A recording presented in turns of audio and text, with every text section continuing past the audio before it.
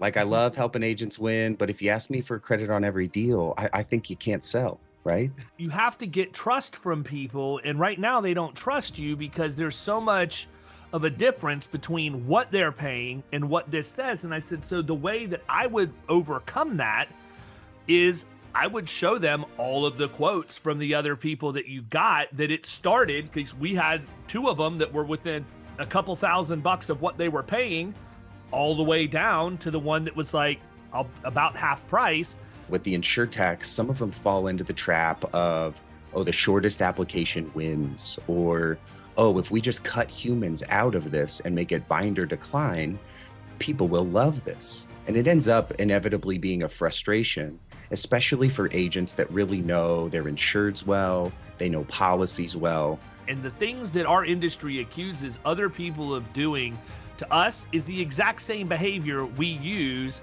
when we go out and we buy things from other third-party providers. It's some of the biggest hypocrisy I've ever seen. A captive agent has one box to fit insureds inside, and go figure, it's always a fit when they're presenting the PDFs, right? As an independent agent, you have this awesome benefit. You have all these boxes that are different shapes and sizes, and you get to find that perfect fit for your insured right now and make it really snug. Read that carrier memo that came out and said, hey, we're building a flood portal that's going to be consumer facing. My brain going a million miles an hour to figure out how I can use this to my advantage, and we acted on it and built it. We're binding several flood policies a week that we never even would have had conversations about as a result. If you underwrite a risk well and you price it well, we can really, really set agents up to win and take on some new market share. But then, I mean, if I was gonna take somebody and appoint them, I'd make them go through all of that before I ever even gave them the opportunity to write the first piece of business. They would have to prove to me that they were committed, they understand my product, how to sell it, what differentiates us, what differentiates them as the agent. Go through all of that, and then when they got the certificate of completion, boom, here's your underwriting number, now you're ready to go.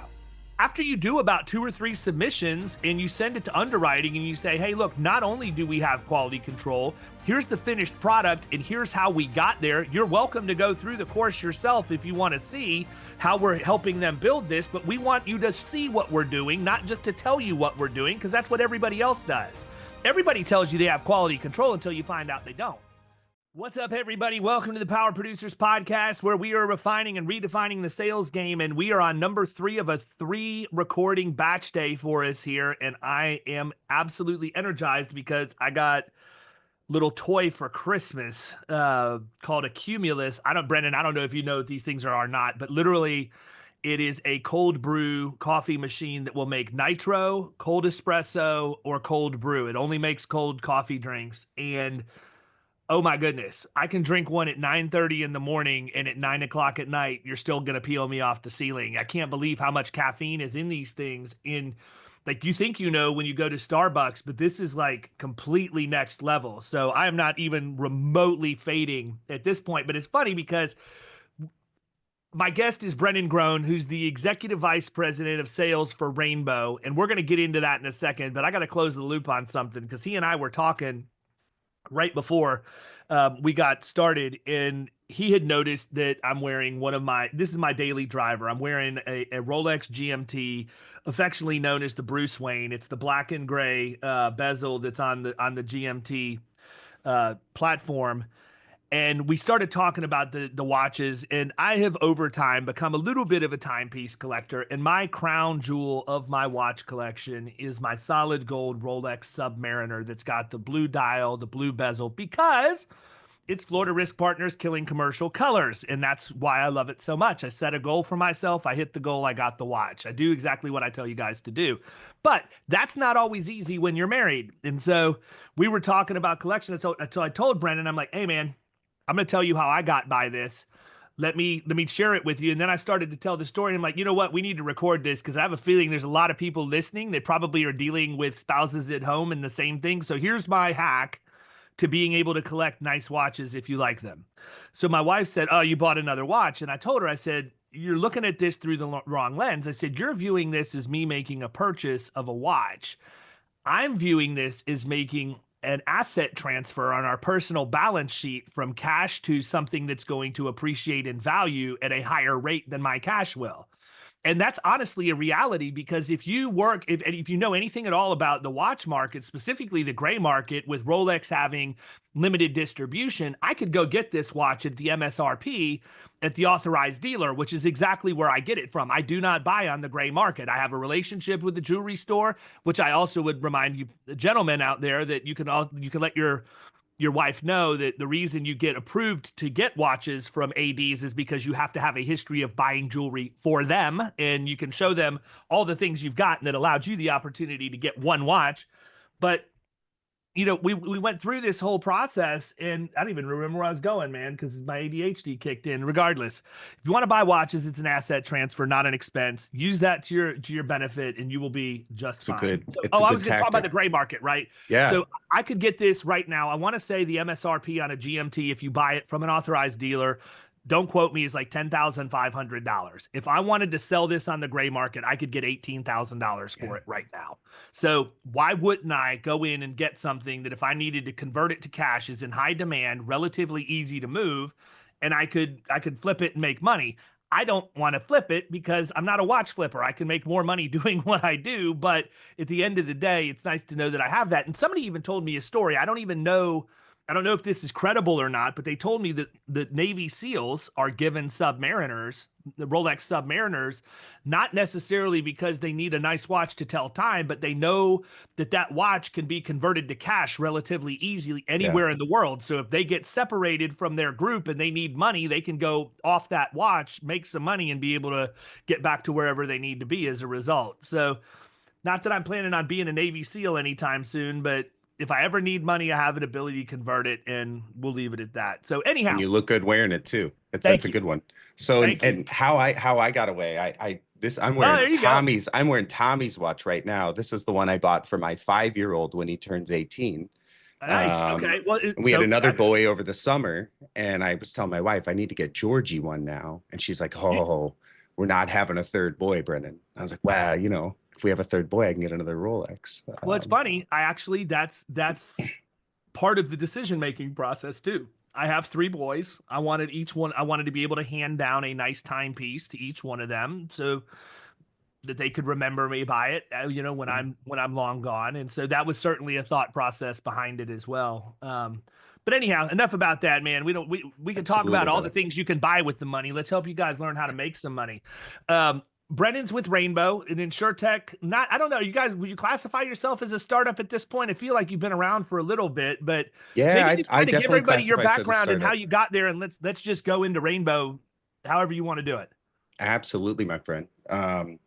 So I fell into insurance. I'm from an insurance family. My grandfather and my dad were in our State Farm agents here in St. Louis, Missouri.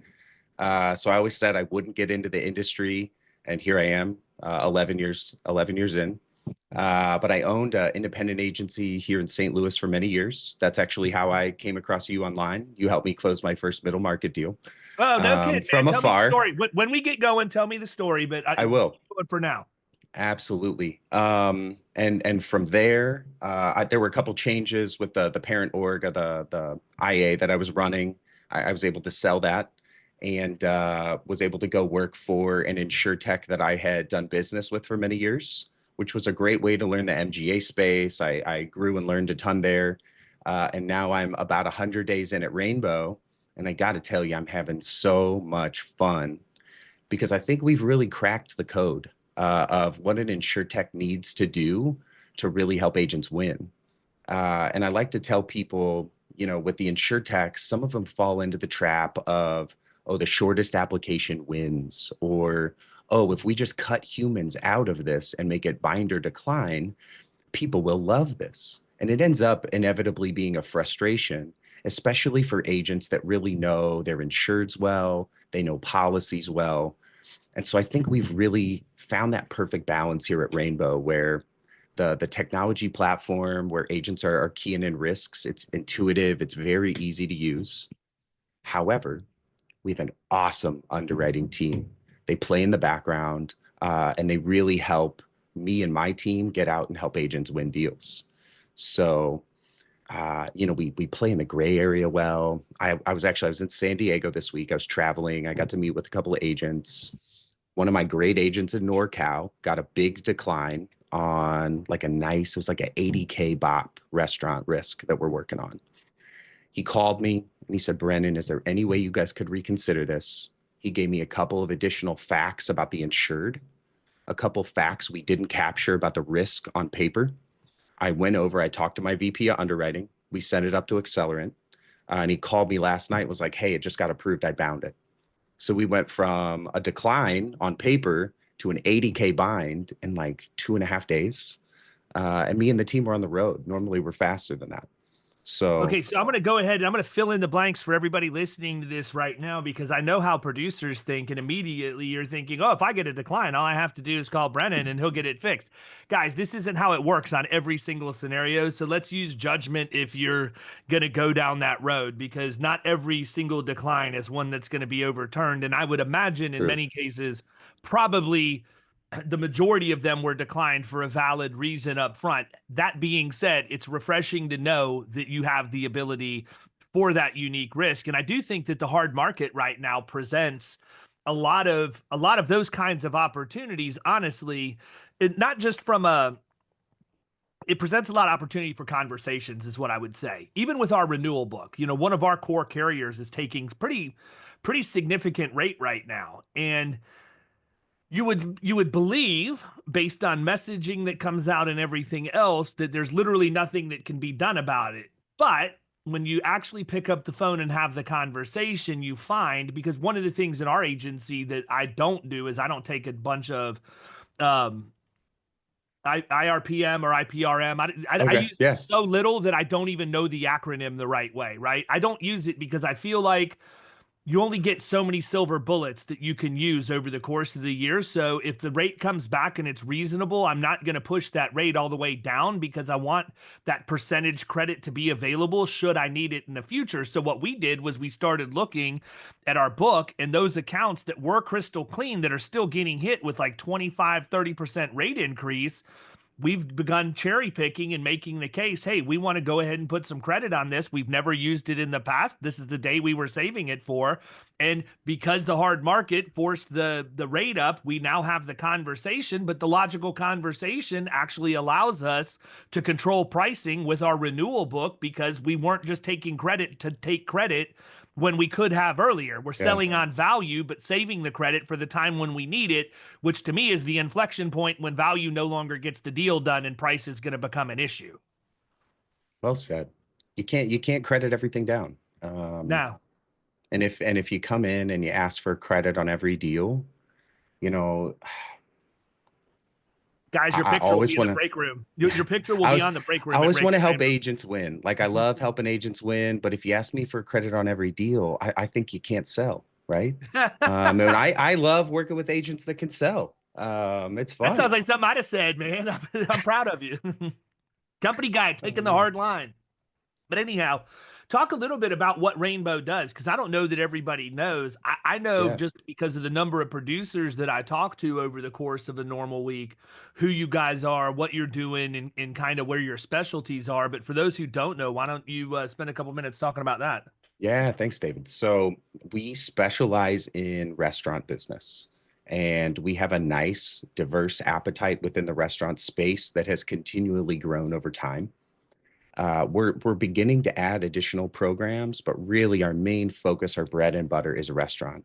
And we'll do quick service, limited cooking. We'll do full service, casual, and fine dining. We now have appetite for wine bars, brew pubs, and we'll go up to 65% liquor tolerance. We're live in 26 states. I'm working to be live in about 40 by year's end. As long as that, I'm praying that New York DOI filing comes through by Christmas. Shoot, But man, it's I'll looking tell pretty you, I know good. how much of a pain Florida is, regardless of what the climate is for insurance. Just getting forms filed and approved and all of that stuff is a real process here, too. I know. Yeah, I believe it. I believe it. And I'd love maybe next year to come into Florida. I think we'd probably have to do an Like the free beer E&S, which tomorrow could be sign, man. faster. We, Yeah. we've been living this our whole life. It's like free beer tomorrow sign for every carrier that we don't have in Florida right now. And there's a long list of them. We pay attention to all of you if you're listening to this. We know who you are. But Yeah. anyhow, um, Yeah. that so let me ask you this: why restaurants? Like if it's Yeah. since that seems to be where you hang your hat and what you're known for. Why was that where number one, why restaurants? And then number two, not that I'm going to ask you to give me your whole product roadmap, but I have to believe you're not going to be a one-trick pony in restaurants for your entire existence either. So I'll let you stew on that while you tell me about the Yeah. restaurant. Yeah. So I won't take credit for this, but I'm happy to tell the story. So our founders wanted to get started in a class that was relatively difficult to place. I'd call restaurants a somewhat distressed industry, David. A lot of carriers or programs have appetite for restaurants on paper, but are very selective and can be very difficult to get businesses placed within those class codes. And we saw a great opportunity to leverage technology, third-party data, and then use our specialized human underwriters in the background to make really smart decisions on risk selection so that we can go really compete and go toe-to-toe on the right deals. Cool. So you get restaurants figured out. You thinking other classes maybe down the road one day? Yeah. Plead the fifth. I mean, you don't have to answer that Yeah. No, question, man. But I'll give you a clear answer and a couple of vague ones. okay, that works. So we've quietly launched a beauty and wellness program in Michigan and Arizona. That is really set up for hair salons, nail salons. We'll take on some lighter fitness centers like a yoga studio or an Orange Theory. We'll do an electrolysis Hey, center. dude, I don't know what Orange Theory you've been to, but that ain't light fitness where I come I from. know, They right? kick my rear end every time Yeah. I go in there. We're trying to stay away from like the Olympic gyms, stuff like that with the powerlifting. Oh yeah, Um, I'm with the you. one people get excited about in this one that I always fail to advertise well are body piercing studios. Really? Those can be tougher to place. We'll write that on a BOP, and we No have kidding. professional liability available on everything. So we're starting to pick up some steam there, and I'm working on bringing that live in California and Texas next, and then we'll continue to distribute in all of our restaurant states from there. I would think California and Texas are like polar opposites when it comes to body piercing, but maybe I'm wrong. I don't know. It seems like maybe Yeah. Birmingham, Alabama would be slightly more conservative than Texas, but maybe not. Yeah, that's pretty fair. But yeah, California and Texas have been great states for us. I think a lot of carriers and MGAs have leaned away. And with how confident we are about our underwriting model, we're leaning in. We're taking on the distressed markets, the hard markets. We're wanting to take on tough class codes because ultimately, if you underwrite a risk well and you price it well, we can really, really set agents up to win and take on some new market share. So you guys are a good weapon for an agency to have in their arsenal if they don't already have you. From a carrier standpoint, one of the things that I'm always interested in is what tools does the carrier provide that give me differentiation at the point of sale that I can represent, whether it be, marketing assistance or a technology platform. Like I'll give you a perfect example. We have a carrier that just recently launched a consumer facing flood portal so that the client can go in, they can start their own flood quote, they can get the quote, they can actually buy the quote without us getting involved, but all the entire way along the way, it's self-serve until it gets to the point where they either want to talk to us or they need to talk to us, and then we can get involved as much or as little as they need to. That's a huge thing for me to enable me at the point of sale because it allows me to create organic content that I can push out around flood, both personal and commercial, but then drive them back to that portal, which nobody else that I work with has that client facing portal to do. So it's a huge advantage to me. And I've talked to multiple agents, probably a dozen that have a contract with that same carrier, both in Florida and other states, and none of them are doing anything with it. In the meantime, we created like a 10 or 12 blog post series on different things with flood insurance right on the heels of the hurricane. We built a drip campaign to go out to both personal and commercial every week. And as a result of me actually taking the time to read that carrier memo that came out and said, hey, we're building a flood portal that's going to be consumer facing, my brain going a million miles an hour to figure out how I can use this to my advantage. And we acted on it and built it. We're binding several flood policies a week that we never even would have had conversations about as a result. So I tell that story because I think it's really important that carriers understand that when you have these tools, we will use them.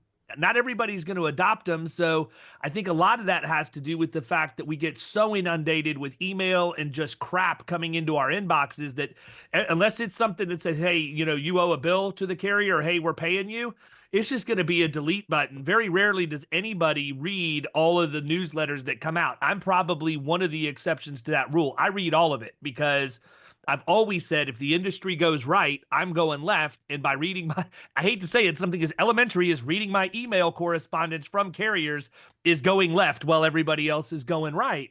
So this is your chance to talk about that. What are the things that you see agents who are successfully winning with Rainbow doing on the streets that are giving them a leg up that they couldn't do with somebody else? Great question. So I think I'm going to answer it maybe I'm going to back into it for you. So the first thing that came to mind when you brought this up is we have a really nice resource center that's live on userainbow.com. And we have a lot of, I'd say, collateral that agents can give to their insureds, whether they bind a policy through us or not. And some of them are simple things like a safety checklist for a restaurant that's a startup. And David, we do a ton of startup business at Rainbow. We're really new venture friendly. And so a lot of these folks are coming in. They have a couple years experience running a restaurant or working within one, but maybe haven't owned one before. And so we'll give them, they're branded, of course, but we'll give them a safety checklist. We'll give them extra collateral on the fire protection guidelines they need to follow with hood cleaning and sprinkler systems.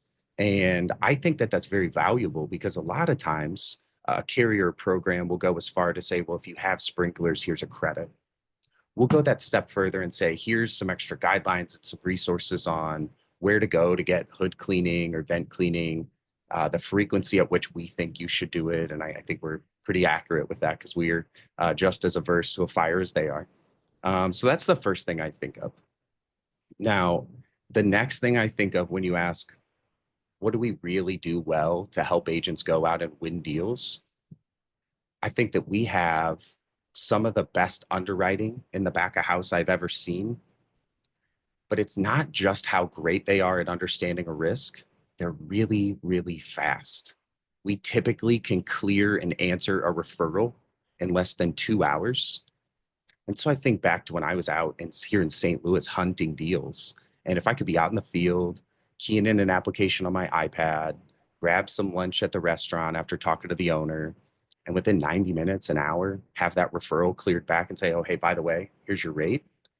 That's massive. Sometimes these referrals, these back and forths with an underwriting team can take a couple of days, a week, 2 weeks.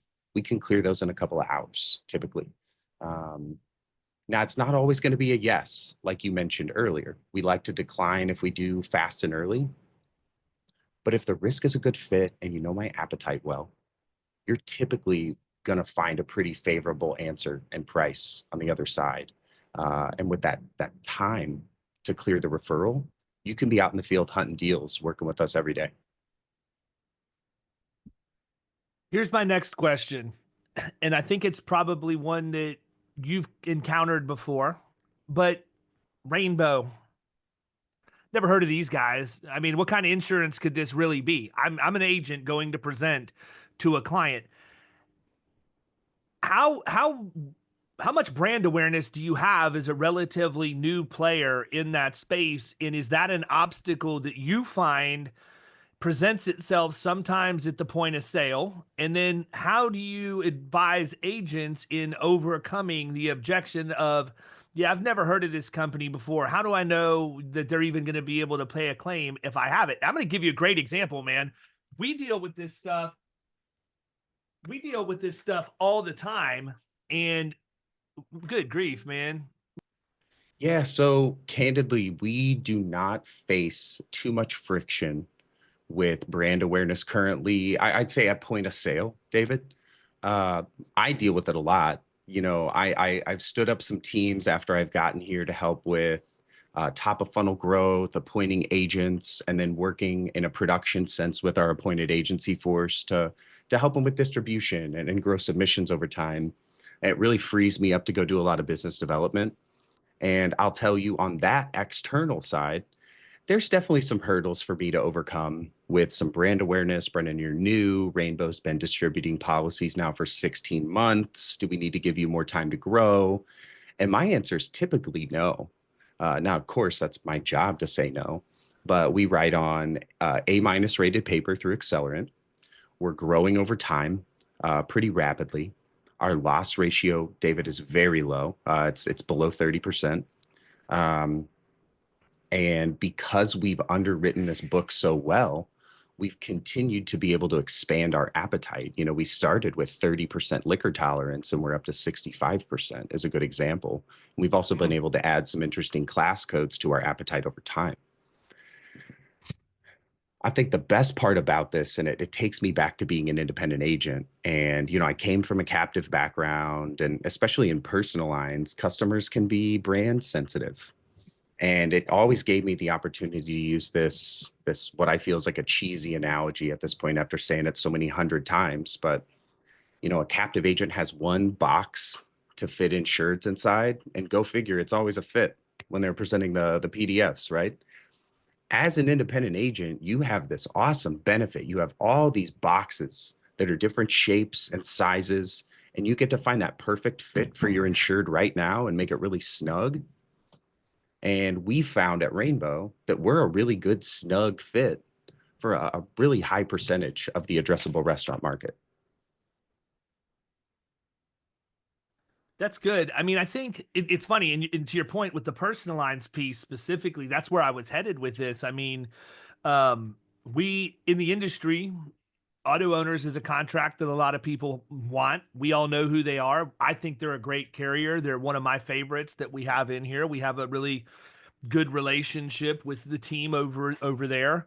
And so we're always going to go to them as one of our prime, I mean, probably first almost every single time to quote any kind of personal lines. And we had an inbound lead coming in this week, and I'm listening to my oldest son who handles the personal line stuff on the phone with the lady, and he's trying to explain who auto owners is.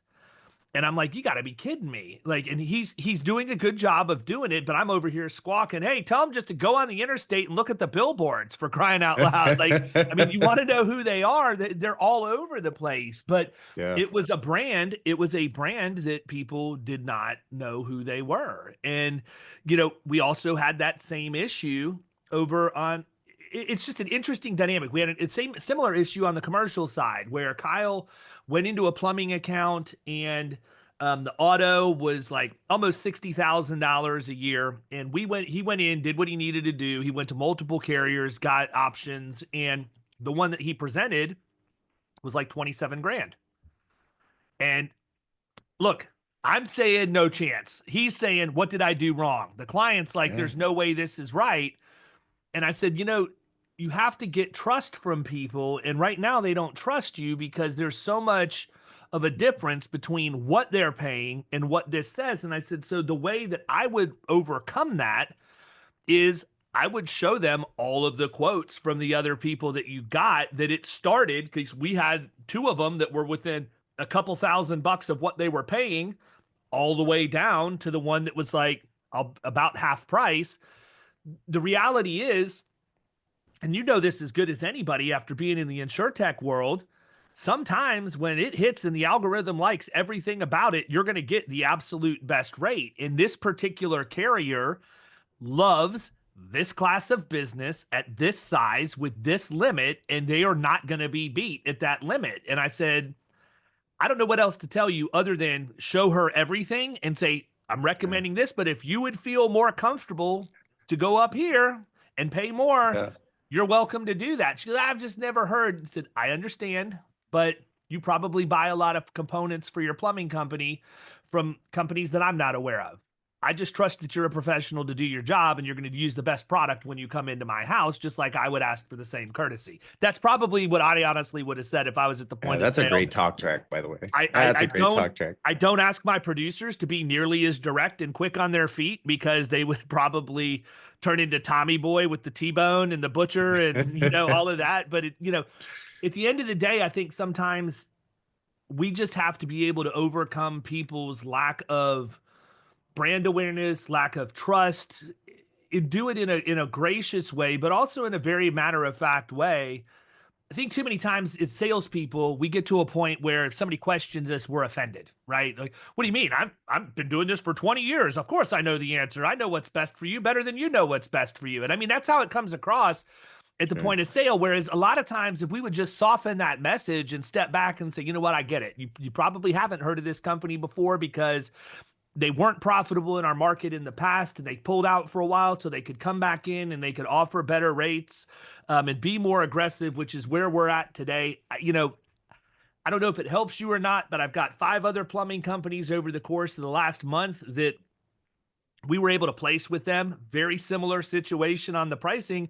And if I'm being really transparent with you, it's kind of why we're talking today, because I knew that if I found plumbing companies with 6 to 9 trucks that were right in this zip code, that we were going to have really good pricing for them. And it showed us that, right? So I think part of it is just being willing to take the deep breath and not like let everything get under your skin or offend you or be a personal attack, and just realize, I'll be honest with you, man. I deal with a lot of producers, a lot of insurance agents outside of what they're doing, as going out and being an insurance agent. And the things that our industry accuses other people of doing to us is the exact same behavior we use when we go out and we buy things from other third-party providers. It's some of the biggest hypocrisy I've ever seen. And it's funny because I liken it to when an agency wants to do online advertising and do like paid Google ads. I've got a really good friend of mine who handles all the ad traffic for everything that I do. And as a result of the job that he's done and how much I believe in what they do, there are a lot of times where he'll have people reach out to get a testimonial from me on what I say. And when I talk to him, I ask him, I tell him up front, number one, I'm an insurance agent, so I'm going to ask you some questions because that's what producers do. We ask questions to understand what the problem is before we offer you a solution. So let me understand what you're trying to do. And I said, they'll tell me, and I'll say, so listen, here's what I want you to understand. If you're going to go to Chris to have him do your paid traffic, let him do his due diligence. Let him figure out the solution to the problem and let him come back and propose what that solution is. And when he does, you either accept it or you reject it. Like, that's how this works, right? Because what's not going to work is if he comes back to you and says, hey, my solution is we charge you X number of dollars a month to manage this for you. And then all the other money is actual ad spend. I don't make any dollars off of that, which is the first place agents get mixed up with is when they see how much a company's charging them and they don't realize only a small portion of that is what the company's actually taking as a management fee. The rest of it's just going to Google or Facebook or whoever else. They don't get that part. The second piece that they don't understand is that when you're buying ad traffic, it's not linear. So if Chris were to come back to you and say, look, I need $3,000 a month in ad spend, and if I get that, I feel like I can get you 100 leads with relative certainty. So you'd be paying about $30 per lead to bring that in and work it and do what you need to do. That doesn't mean that you can go back to him and say, you know what, I only want to spend $1,500 a month, and you're going to get 50 leads for that. You might get 10. Because that's the way Google works. It's not just going to automatically say, hey, let me get this much. Otherwise, it wouldn't work the way that it works for the people who are actually investing in the platform. The other thing you have to have is you have to have patience, because you're not going to put money in and immediately this money machine just starts spitting leads out to you. You have to give it time. So if you don't have 6 months saved up of whatever he tells you it's going to be that you can fund this, don't do it. Don't even start with month number 1, because you're going to get 2 months in. You're going to see that you put $6,000 in. You're not going to be happy with the return. You're going to pull the plug on the project. And in month 3, it was getting ready to be a watershed moment for your agency, and you'll never know because you quit. I said, so think about what I just told you. What would it be like to be in an industry where you're a professional that people approach, they ask you for your best advice to provide them with a tailored solution, and then your prospect wants to nitpick and pull line items of things out of that proposal, thinking that it's going to be saving them money and ultimately be the best option for them, when the reality is the best option is what the professional told them to do to begin with. Sound familiar, guys? Does it sound like maybe what we deal with every day, yet we're going to turn around and do the exact same thing to every service provider that we have, and it's not fair to them. So if we want to be the person that's the trusted advisor, to sell on value, to go in with solutions, look, Rainbow may be the solution because it is the easiest company to do business with. The claims experience is phenomenal. Underwriting knows exactly what you do because they use a combination of technology and human experience to deliver an optimal result, and they have it dialed in. That's why pricing is where it is. That's why coverage is where it is. You can either join this movement and adopt some of this hybrid underwriting model and Insuretech influence on what we do now, or you could be wondering what happened 2 years from now when you didn't do it and everybody took your book. Well said. Thanks for that. I'm gonna go back Right? and clip that later and practice that in the mirror. Yeah. So let me ask you this, man.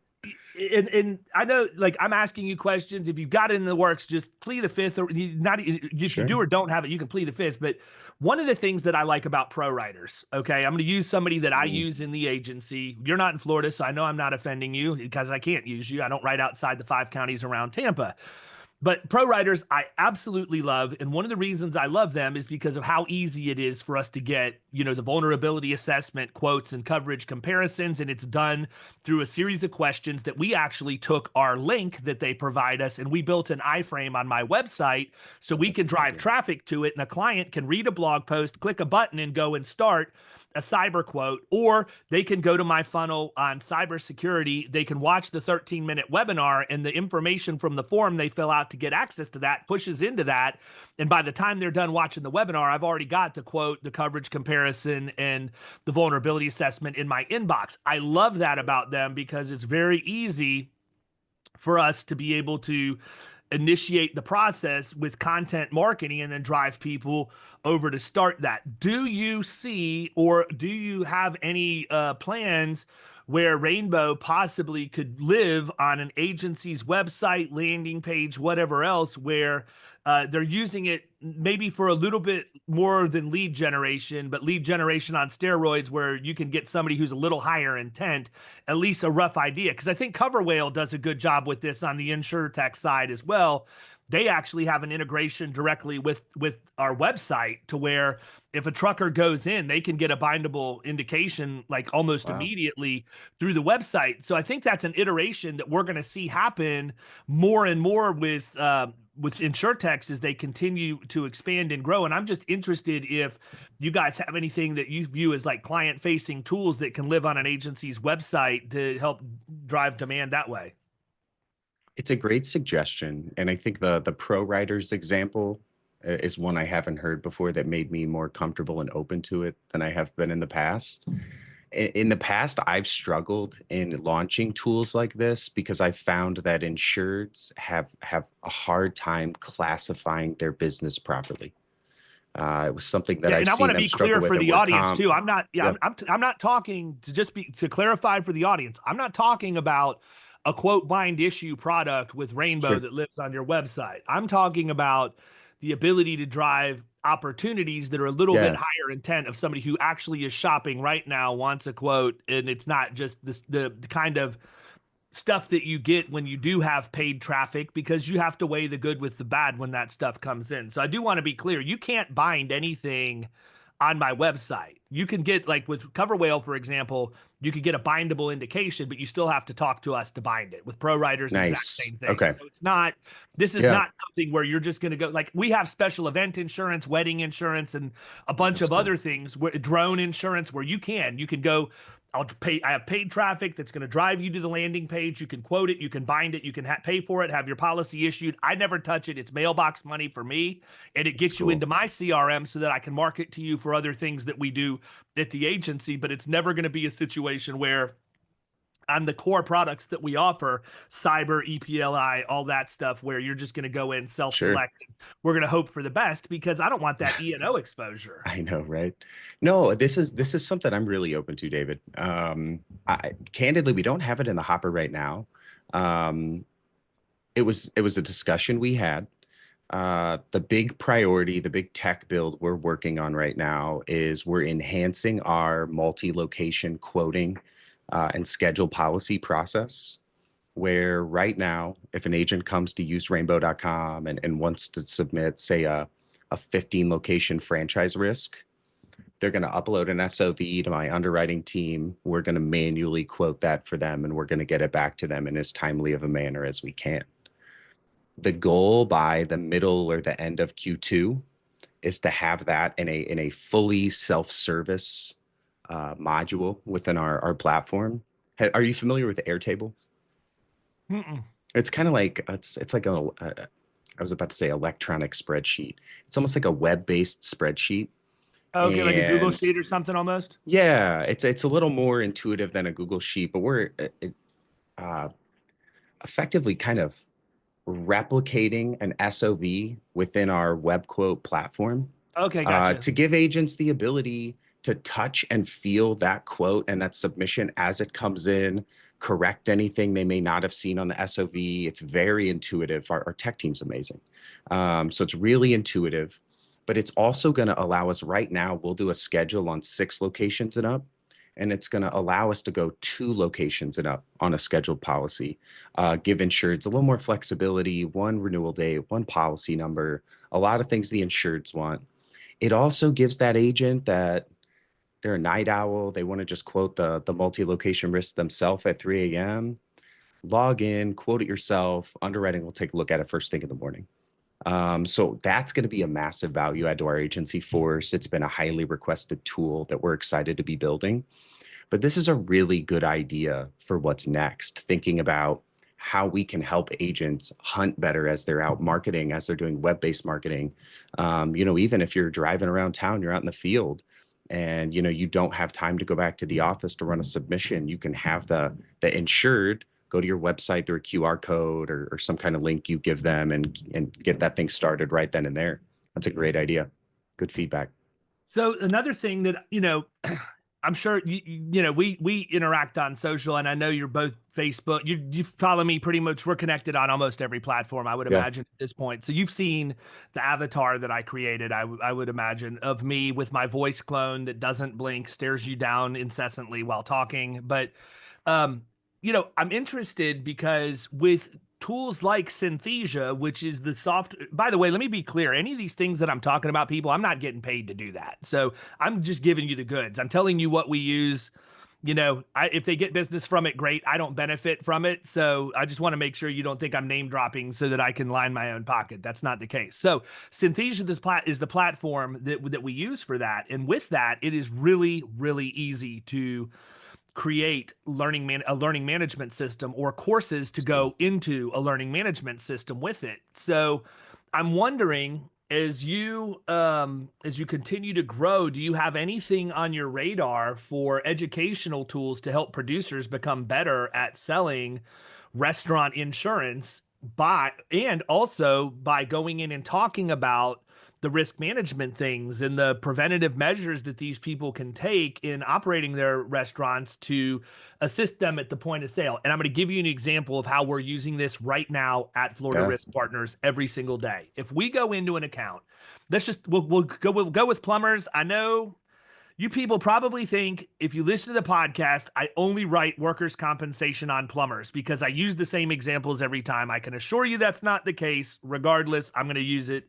again. But let's just say that I go in and I'm going to write plumbers. Right now, it's almost impossible to write plumbers in Florida because of the number of water damage claims that they've had. Plumbers and HVAC contractors have become incredibly difficult to get placed between the tract housing exposure, the water damage claims, and the lack of controls that they have in place because most of them started with a truck in their garage and they grew, to 8, 10 trucks or bigger, in a relatively quick period of time. they don't have quality control programs in place. So if I go to a carrier who says, tell me what your client's doing for quality control, it doesn't matter if they've had zero water damage claims. If I can't speak to the fact that we do have bona fide quality control in place, I'm probably going to get worse rate or get a declination because they know it's only a matter of time until this plumber goes into the third floor of a condo complex and floods the 2 units below. That's what happens every single time. They never flood the ground floor ever. It's always, when they're working on one of the higher floors. And so when we go in to talk to them, we explain to them that it's important for quality control. And if you don't have a program in place, then we will help you build one.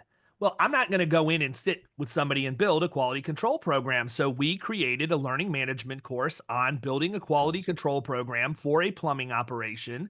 We did it in Synthesia. It was AI based. I didn't have to record the videos, but we did write the scripting and everything to make sure that it was all online. And then when a client comes into our agency, we can enroll them, or even a prospect, because I've already built it. It doesn't cost me anything. We can enroll them in the 12-week course for them to build a quality control program. And it's 30 minutes a week. They're going to watch the videos. They're going to have homework that they have to do, and they're going to have some downloads that they can use as resources. But at the end of that time, they have a full-blown quality control program that we assisted them in building, but didn't build it for them. So they actually have skin in the game, and they're going to adopt that because they understand at that point it's going to have direct influence on their insurance rates. Well, guess what, man? After you do about 2 or 3 submissions and you send it to underwriting and you say, hey, look, not only do we have quality control, here's the finished product and here's how we got there. You're welcome to go through the course yourself if you want to see how we're helping them build this, but we want you to see what we're doing, not just to tell you what we're doing, because that's what everybody else does. Everybody tells you they have quality control until you find out they don't. We're going to show you that we have it and that we're executing on it. But more importantly, the psychology behind it is our client or our prospect built it, so they now have ownership of it. And we can do that with fleet safety. We can do it with return to work. We can do it with pre-injury management, disaster recovery, cyber incident response, business continuity, all of those things. And it's a matter of getting what's up here at least down onto paper. But once I do that, we can use AI to, because I also build a custom GPT in my voice because of the amount of content that I have out there. So when I go into my instance of Chat GPT at this point, I'm taking literally transcript of a couple of books, transcript of every podcast, every conference call, everything I have has trained this thing to write just like I write.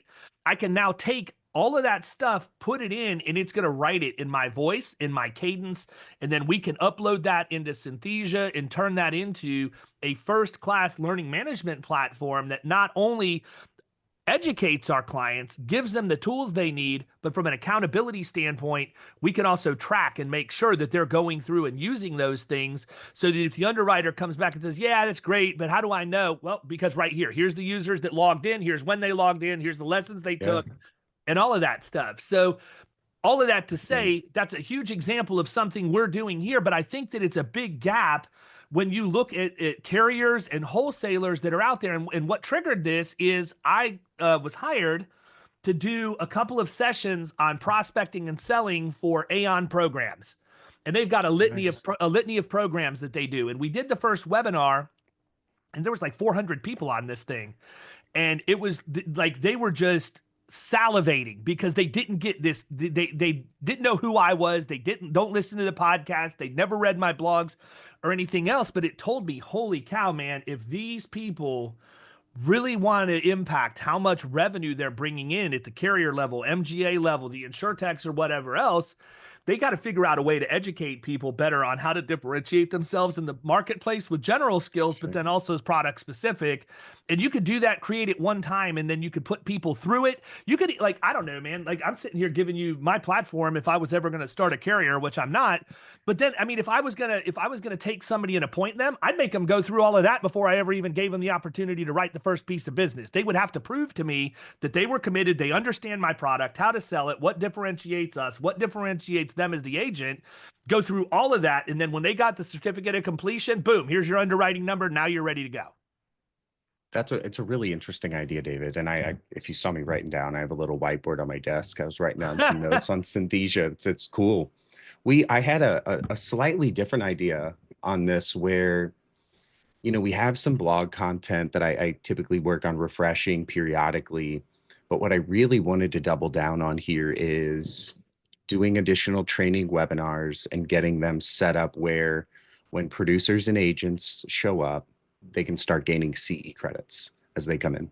CE is a really valuable thing. It's something we all have to go through. Actually, normally I'm always behind and I just like go to better CE and get it done. But there was a time and place when I was producing where if there was a cool course out there, I'd jump right in to get the credits because there's no better way to learn than going and getting something interesting for CE credits. So that's something that we're working on in the background. It's been maybe a little more complicated than I expected. But I definitely think the juice will be worth the squeeze there. It's a really valuable way to bring people in for the education. And I think that if you put together compelling content that can help people sell and grow and put insureds in a better place, it's where the magic will happen. Cool. Well, we're at 155, man. We've been going for a while. What have we missed? What do you want to get? Oh, you know what? I'll tell you what we missed. You got to tell me the story, man. You got to tell me. I was just going to say, yeah. So I think it was late 2020. We just had our third baby. And I was working harder than ever because my wife had told me right as Mary Ellen, our third, was coming that she wanted to stop working. So I took a deep breath and I said, all right, like it's going to make me work harder. And I was looking through my book and I said, I got to raise the average premium, right? I'm working too hard on these small deals. And I was on Facebook one day and I heard this guy talking about selling, I think it was plumbing accounts. He was driving in his truck in Florida. And he was talking about cold calling the right accounts that you knew you could win in your sweet spot. And I was like, okay, that's what I'm going to do. And I looked back through the book and I found a sweet spot or a niche that I had that I wasn't even aware of. And I went out and I started targeting some there. I had this sweet spot in St. Louis where there's a lot of old construction. And I was hitting really well on multifamily that was between 10 and 50 doors. And I went and I started talking to me and Camilla's old landlords where we used to rent apartments. And there's this cool guy, Bernard, in town who magically had all these like smaller apartment complexes that were 15 to 50 doors. And I lined one up for him and we knocked it down and saved him a bunch of money. And I ended up writing 11 different buildings for him over the next 90 days. And after that, I was much more comfortable with my wife leaving her job. There you go. And there's not any. But it was the car video. Yeah, there's no rocket science in there, though, right, man? There's nothing in there that was difficult to do. It was literally just, and that's interesting that you went through your book and identified it, because I think that's something that a lot of people just skim over and they don't do. They don't look at their existing book of business as an opportunity to be able to create a niche or, whatever, but everything. Like our books are a roadmap, to be honest. Yeah. And you got to take care of your data, right? You have to have good data, garbage in, garbage out. You got to put in clean data, put in the codes, put in the class codes, the NAICS codes, so that you can go down and look at a granular level. All the stuff that you don't want to do as a producer in the exactly. management system is update Salesforce. Yeah, it's if it's not in there, you don't get paid. I mean, that's just that's it. But I mean, I think it's funny you say that, because HubSpot here, I absolutely am 100% bought in. I am still a producer at heart, man. Like when I know that I've got tickets in there, it's like, gosh, really? I got to go in and clear out HubSpot again. But the reward for that is I can tell you every ounce of data you could possibly want to know about what's going on from a sales perspective, a retention perspective, an activity perspective for our producers, the callers that are calling to set appointments, all of that stuff. And so that's one of those places where it's forced accountability for me, where I have to lead by example. So, I begrudgingly do it, but yeah, I agree with you 100%, man. And that number one, thank you for sharing the story. And I'm also glad that it was a video and that we didn't have a call, because I would have been really disappointed in myself if we had jumped on a call and I actually walked you through something and I didn't remember that, because my memory is, from a long-term perspective, is actually really, really good. But that's cool, man. And I mean, hopefully, that same general thought process, should be able to look at your book of business at Rainbow and see the agencies that are hitting and what size, shape they are, how many producers, average revenue volume, and all of that, and create the exact same leads list for people you want to work with at Rainbow. Absolutely. It's why I update my recent wins page on our website so often, is I want people to see where we're winning, what we're winning on, and how flexible we can be. So Like let's ask. Go ahead. we just wrote a casual dining restaurant in Pennsylvania with a mini golf course attached to it. And Oh, wow. initially we declined it, and my VP underwriting and I talked to the agent. We saw the loss controls the insured had in place. It was a no-brainer. We wrote it. So it's fun to go publish those things and show them to people. Yeah, absolutely. So here's the $1 million question, man, and the one that will keep your inbox from blowing up unless it's true. And that is, are you actively appointing agents right now? If so, where? And what specifically are you looking for?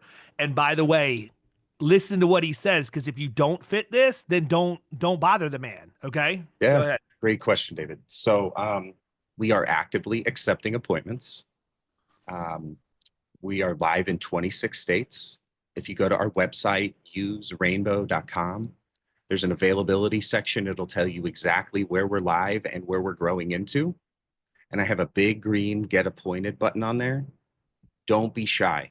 Okay. The only thing I would ask is, if you come in and you don't write a lot of restaurant business, start with something small and reach out for help. Fair enough. All right, so a lot of you are looking for places to differentiate. You may or may not have heard of Rainbow before today. Now you have. You really have no excuse. So I'm going to circle back with Brennen here in a little bit to find out just exactly how many of you have followed through and clicked that big green button, but also the quality of submissions they're getting and all of that. So with that, we're going to wrap up. Go check him out. Use Rainbow, and he will get you set up if your agency's a fit. And I look forward to hearing some wins from everybody who didn't know about Rainbow, but now does, and what specifically you were able to write as a result of the podcast, because that's my favorite thing. I don't ask for money or anything else. I just like the stories. That's the fuel that keeps me going. So Brennen, thanks so much, man, for taking time to be on, man. I really appreciate it. It's been good catching up and chat, and certainly exciting times for you. And I'll be watching to see as you grow, specifically into Florida, but then also what else you're doing. Because I think that, with the approach that you take to the underwriting and the fact that you can find comfort in things like body piercing studios, which to your point have been a problem to place for a lot of people. Sure. It'll be interesting to see what other kind of niche products you go into that'll fulfill a need that typically would get pushed to excess and surplus lines. And that's the kind of stuff that gets me excited, because I'll be all in on that. I can build an entire marketing platform and program around it, get pushed out, drive critical mass, because I know that takes effort. And a lot of the times the people we compete against are just sitting back waiting for the phone to ring, and I want it to be mine that rings. So we'll make that happen. But really appreciate you being on today, man. And thank you for your friendship and your support by being here. So have a great weekend. Yeah, right back at you, my friend. Thanks a ton. Appreciate you. Yes, sir.